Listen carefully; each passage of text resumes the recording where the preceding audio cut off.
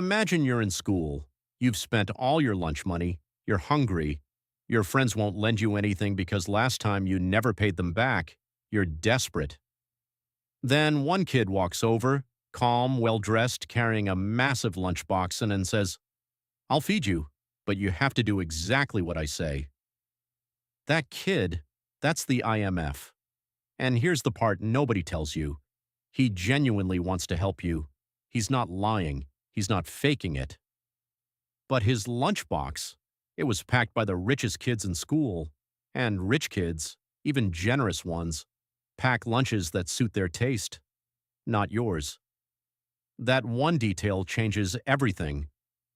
Right now, that kid is walking into Pakistan, Egypt, Argentina, and Sri Lanka all at once with the same lunchbox, the same conditions, and the same smile.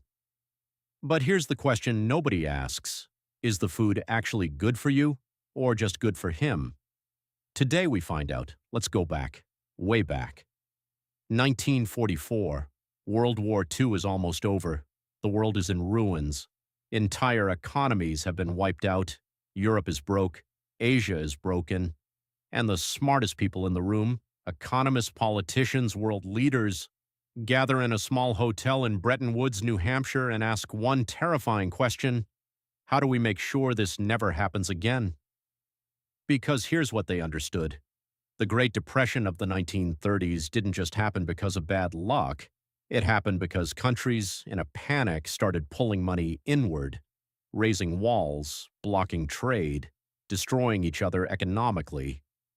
And that economic destruction, it didn't just cause poverty, it caused Hitler, it caused World War II, it caused 70 million deaths. So these men, led by two brilliant, stubborn economists named John Maynard Keynes from Britain and Harry Dexter White from America, decided the world needed a financial emergency room, a place where countries could go when their economy was bleeding out, before it was too late.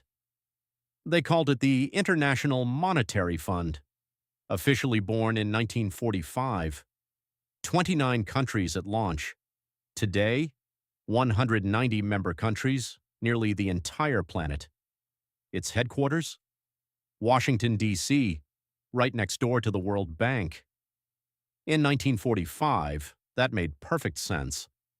America had just won the war. America had the strongest economy on Earth. America was rebuilding Europe through the Marshall Plan. Of course, the financial emergency room would be in Washington. Of course, America would run it. It made sense in 1945. The question nobody wants to answer is, does it still make sense in 2024 when the world looks nothing like 1945? When China is the second largest economy, when Africa has 54 nations with no real voice, when the entire global South is knocking on Washington's door for help on Washington's terms. That question is still unanswered, and it's getting louder every year. Here's the simple version. Every member country pays a subscription called a quota based on the size of their economy. America pays the most. Small countries pay the least. This creates a giant pool of money, currently worth about $1 trillion. Now, when a country gets into financial trouble, and they will, they can knock on the IMF's door and say, "We need help."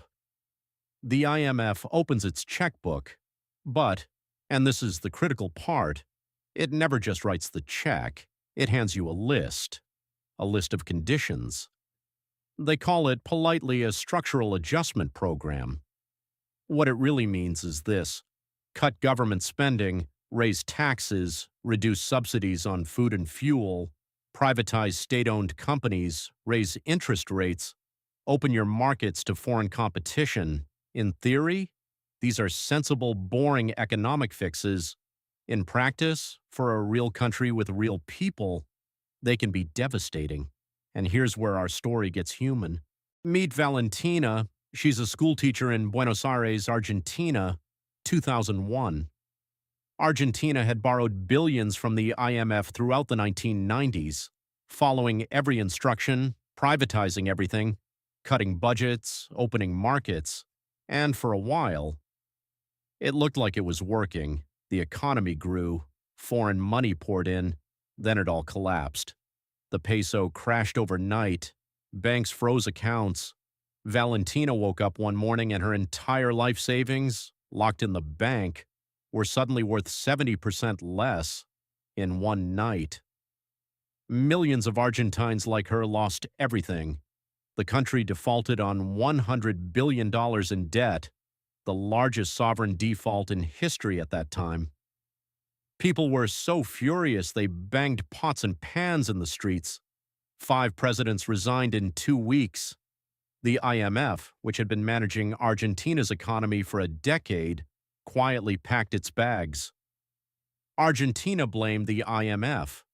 The IMF blamed Argentina. The truth? Somewhere in the middle. But Valentina lost her savings either way. Fast forward. 2022, Sri Lanka, a beautiful island nation. But behind the scenery, bankruptcy. The government had run out of foreign currency, couldn't buy fuel. Hospitals ran out of medicine.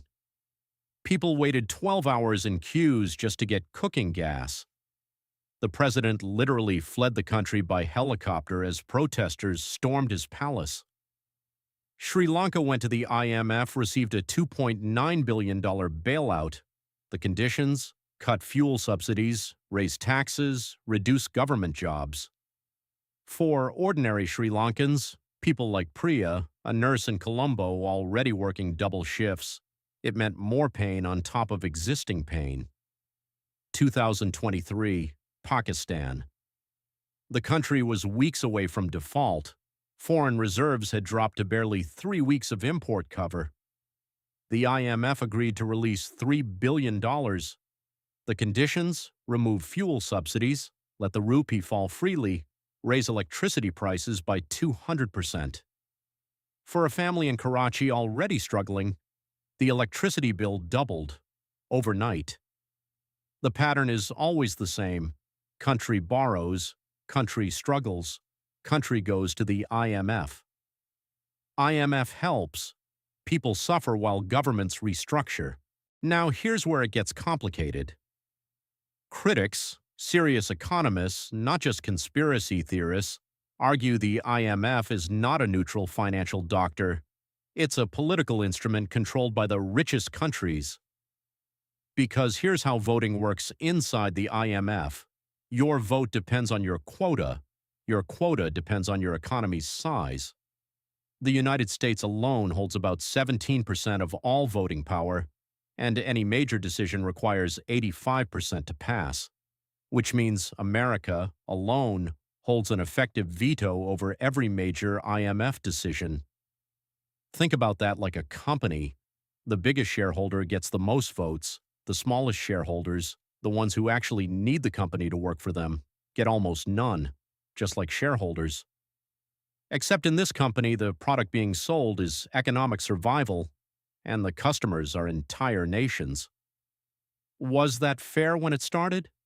Arguably, yes. America funded the whole operation.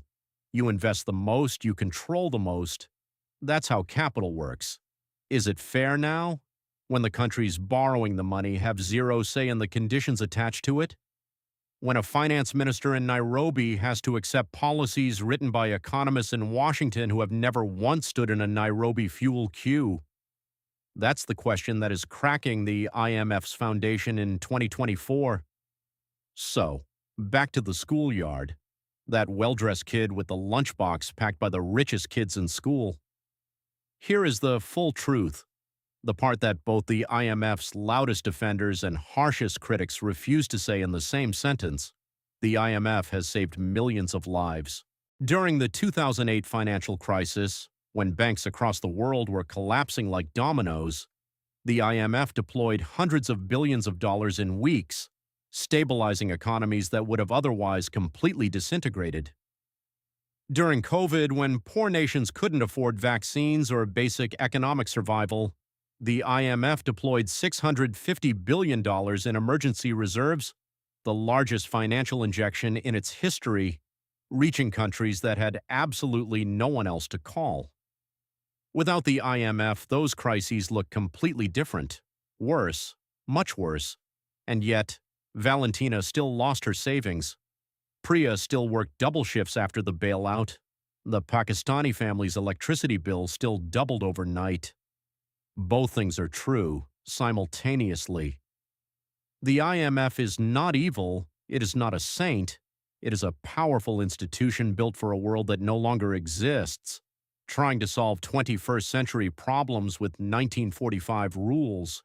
And that tension between the help it genuinely gives and the conditions it ruthlessly demands is the most important financial story of our time. Because the real lesson of every crisis in history is simple. When the money runs out, someone will always come with a lunchbox. The question is always, whose kitchen did it come from?